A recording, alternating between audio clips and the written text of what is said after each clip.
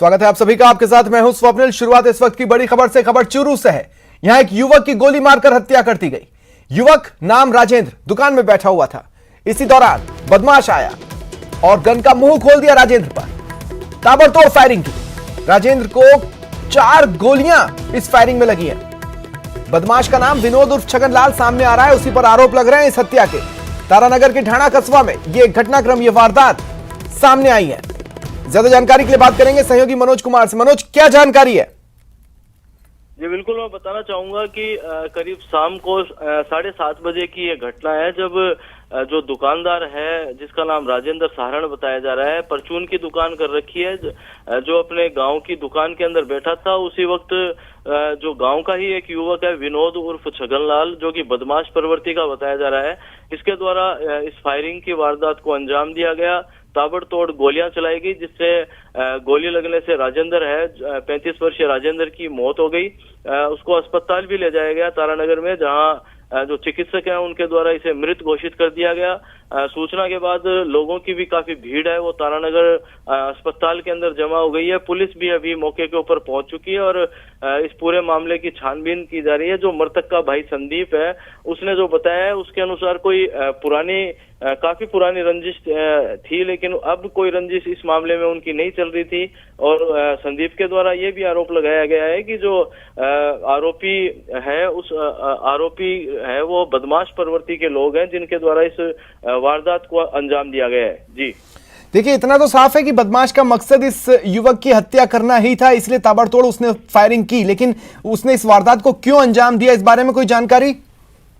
प्रारंभिक तौर पे इस तरह की अभी कोई जानकारी नहीं मिल पाई है, लेकिन जो मृतक का भाई संदीप है उसके द्वारा ये बताया गया है कि काफी पहले इनकी कहासुनी हुई थी जो मृतक युवक की, और जो आरोपी युवक विनोद उर्फ छगनलाल है उसकी कहासुनी हुई थी। लेकिन उसके बाद से कोई पुरानी रंजिश उसने नहीं बताई है। लेकिन पुलिस के द्वारा इस पूरे मामले की अभी जांच की जा रही है, और अभी ये कहना जल्दबाजी होगा कि किन कारणों से और तत्कालीन क्या कारण रहे, ये अभी पता नहीं लग पाया है। जी चलिए, शुक्रिया तमाम जानकारी के लिए।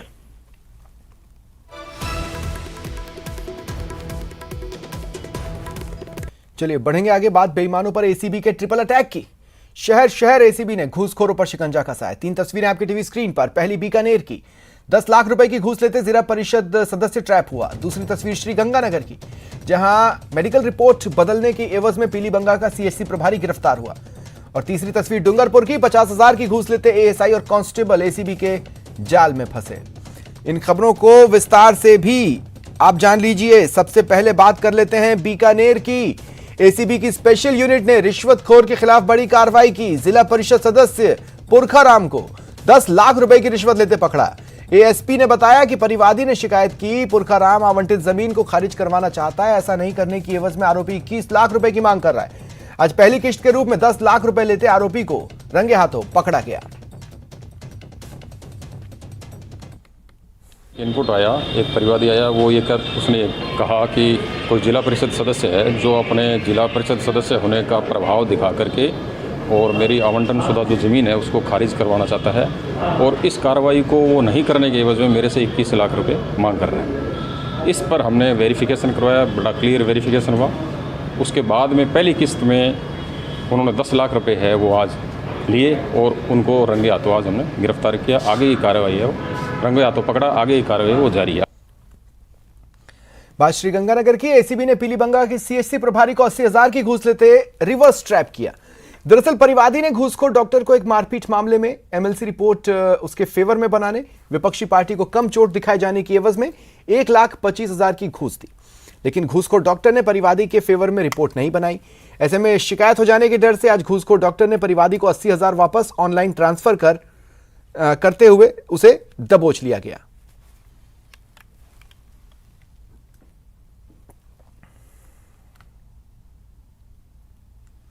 और इधर डूंगरपुर में स्टाम्प गड़बड़ी और जमीन के 2 अलग अलग केस में 1,30,000 रुपए की रिश्वत मांगने वाले डूंगरपुर जिले के आसपुर थाने के एएसआई सुरेंद्र सिंह और कांस्टेबल विजयपाल सिंह को एसीबी ने ट्रैप किया। 50,000 रुपए की रिश्वत लेते ने रंगे हाथों पकड़ा गया। तलाशी के दौरान कांस्टेबल के टेबल पर रखी फाइलों से भी नोट निकलने लगे। एसीबी ने फाइलों से 22,000 रुपए बरामद किए। मणिलाल, उसके खिलाफ आसपुर थाने में 2 केस चल रहे हैं। कोई स्टाम्प वेंडर के रूप में गड़बड़ी का मामला था जिसमें उसने जमा भी करा दिए थे राशि, और एक कोई ज़मीन संबंधी विवाद था जिसमें कोई हस्ताक्षर वगैरह को लेकर। उस मुकदमे में जो जिसने गिरफ्तार किया था उसमें मारपीट नहीं करने, राहत नहीं देने की एवज में उसमें 40,000 की मांग, और जो ज़मीन संबंधी मामला था उसमें FR सिविल नेचर में देने की वजह में 1 लाख की मांग सुरेंद्र सिंह SI और विजयपाल सिंह कांस्टेबल द्वारा की गई थी। कल ही मांग सत्यापन किया। मांग सत्यापन में रिश्वत मांगने की पुष्टि हुई, जिस पर परिवादी को राशि व्यवस्था करने के लिए कहा, जो आज 50,000 की व्यवस्था करके परिवादी उपस्थित हुआ, जो नियमानुसार ट्रैप कार्रवाई की गई। सुरेंद्र सिंह SI द्वारा रिश्वती राशि ग्रहण की गई आसपुर थाना परिसर में, जिसको नियमानुसार ट्रैप करके उसके दोनों हाथ धुलवाए गए, जिसमें रंग आ गया। अग्रिम ट्रैप कार्रवाई जारी है, दोनों को डिटेन किया जाकर अनुसंधान जारी है। आरोपी विजयपाल सिंह के जो दराज है उसमें 22,000 रुपये और बरामद हुए हैं। नीट यूजी 2022 का परिणाम घोषित हो चुका है। कोटा की कोचिंग संस्थान मोशन एजुकेशन के नीट डिवीजन से सैकड़ों की संख्या में बच्चों का चयन हुआ। लिहाजा आज मोशन कोचिंग का सेलिब्रेशन कार्यक्रम दादाबाड़ी स्थित मोशन एजुकेशन संस्थान में हुआ। इसमें चयनित बच्चों ने जमकर सेलिब्रेट किया, केक काटा। सेंटर के नीट डिवीजन के हेड अमित वर्मा ने बताया कि उनके यहां से टॉप 100 में भी 5 बच्चे शामिल हुए हैं। अमित वर्मा ने कहा, बच्चों के साथ लगातार मेहनत की जाती है, सभी एंगल से ध्यान दिया जाता है।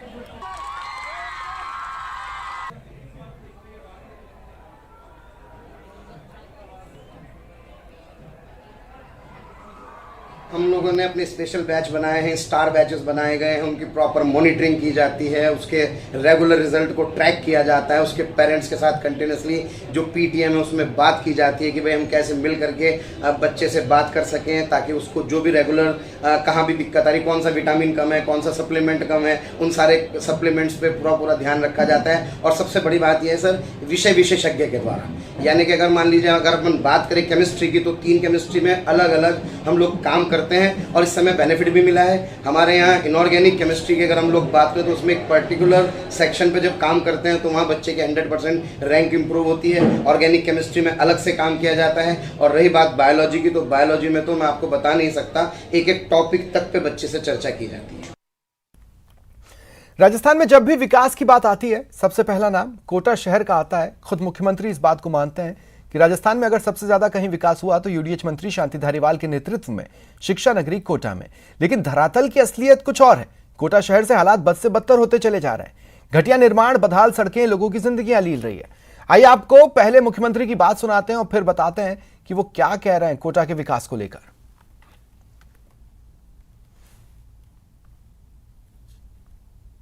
कोटा का नक्शा बदल रहा भैया, खाली रिवर फ्रंट नहीं है, ये कई रिवर फ्रंट बन रहे हैं। नाम अलग अलग है, कोई चौरा किसी का नाम है, कोई दूसरा चौरा का नाम है, वो रिवर फ्रंट की तरह ही है सब प्रोजेक्ट। धारीवाल ने तो कसम खा रखी है कि मैं जो है जब तक मेरी कलम चलेगी मैं कोटा का नक्शा बदल के रखूंगा। नक्शा बदल रहे हैं। मुख्यमंत्री की बात आपने सुन ली, अब आपको यहां के स्थानीय विधायकों की बात सुनाते हैं। वो क्या कह रहे हैं कोटा के विकास को लेकर।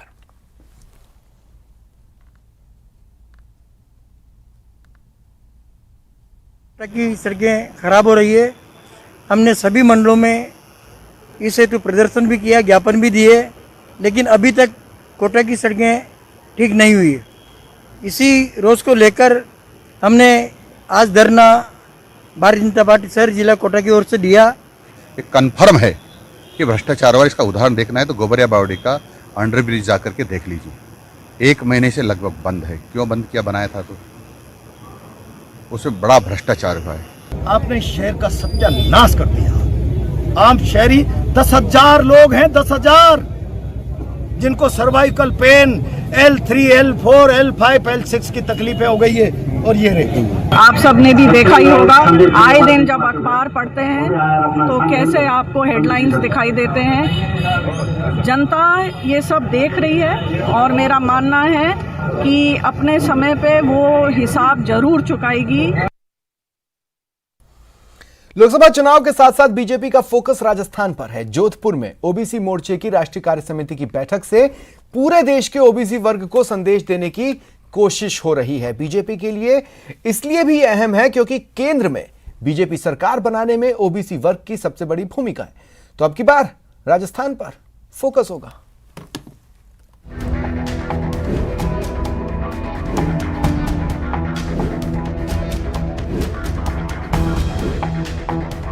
भारतीय जनता पार्टी की ओबीसी राष्ट्रीय कार्य समिति की बैठक के साथ साथ भाजपा का बूथ संकल्प महासम्मेलन जोधपुर में 3 दिनों भारतीय जनता पार्टी के पदाधिकारी जुटे हैं।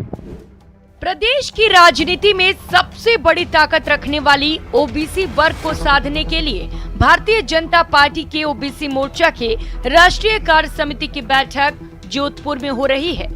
बूथ अध्यक्ष संकल्प महासम्मेलन और ओबीसी मोर्चा के राष्ट्रीय कार्यकारिणी की बैठक में देश भर से मोर्चा के प्रदेशाध्यक्ष और मोर्चा की कार्यकारिणी के सदस्यों की बैठक अलग अलग सत्रों में आयोजित हो रही है। ओबीसी वर्ग की सबसे बड़ी हितैषी पार्टी के रूप में बीजेपी खुद को राजस्थान में स्थापित करने में कोई कोर कसर नहीं छोड़ रही। खासतौर पर ओबीसी समुदाय को प्रधानमंत्री मोदी जी के आगमन के बाद में जो उनकी एक पंचलाइन अक्सर सुनी जाती है, सबका साथ, सबका विश्वास, सबका विकास और सबका प्रयास, इसमें समग्रता लिए हुए ओबीसी आयोग को संवैधानिक दर्जा देने से लेकर जो बुनियादी सुविधाओं का विकास हुआ, उसमें खासतौर पर ग्रामीण जनजीवन को उन योजनाओं को अपेक्षाकृत ज्यादा लाभ मिला।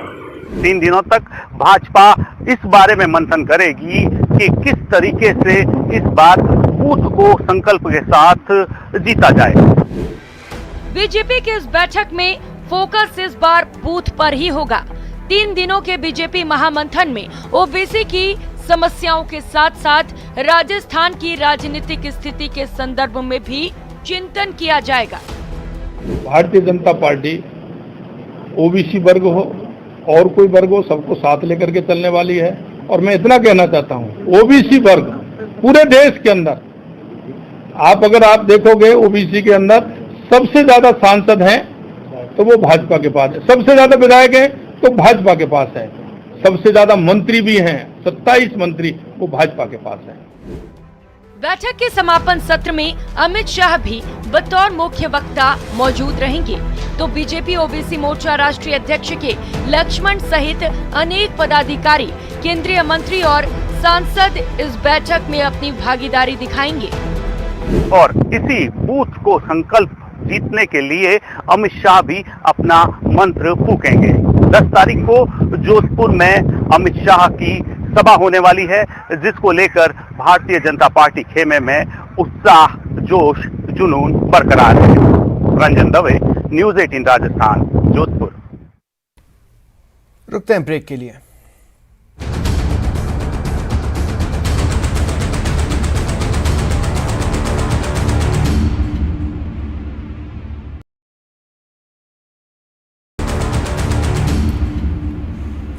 प्रतापगढ़ के अरनोद उपखंड अधिकारी को आदिवासी छात्रा की मौत मामले में ज्ञापन देने पहुंचे सरपंच और एसडीएम में आज तीखी बहस हो गई। इस दौरान सरपंच ने एसडीएम की योग्यता पर सवाल उठाए। एसडीएम ने सरपंच को गिरफ्तार करवाने की धमकी दे दी। इसके बाद ग्रामीण एसडीएम कार्यालय के बाहर धरने पर बैठे। दरअसल बीती रविवार साकथली खुर्द ग्राम पंचायत के मौड़ी खेड़ा गांव की एक आदिवासी छात्रा का पेड़ पर लटका शव मिला था। प्रथम दृष्टिया मामला हत्या का लगा। पुलिस ने शव को नीचे उतरवाकर अरनोद स्वास्थ्य केंद्र पर पहुंचाया। यहां पोस्टमार्टम के बाद शव परिजनों के सुपुर्द किया गया। मामले में ग्रामीण छात्रा के साथ दुष्कर्म कर हत्या का आरोप लगाते हुए एसडीएम कार्यालय पहुंचे और हत्यारों की गिरफ्तारी की मांग की। यहां पर ग्राम पंचायत सरपंच रामलाल मीणा एसडीएम को ज्ञापन देने उनके कार्यालय में गए तो बहस हो गई।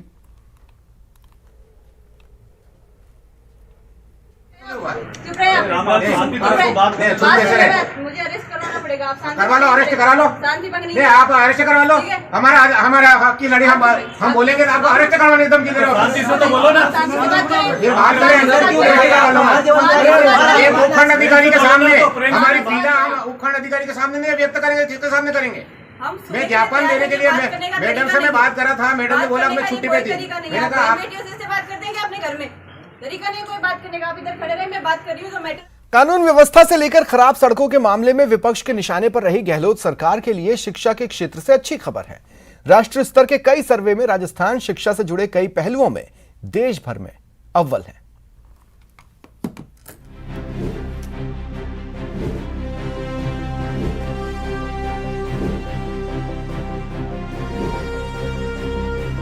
नेशनल अचीवमेंट सर्वे 2021 में हुआ और इसमें हमारा जो है गुणवत्ता का स्कोर राष्ट्रीय स्तर से अधिक रहा। इसके लिए मैं आपको बधाई देता हूं। इसी प्रकार फिट इंडिया मूवमेंट में देश प्रथम रहा, इसके लिए भी मैं आपको बधाई देता हूं।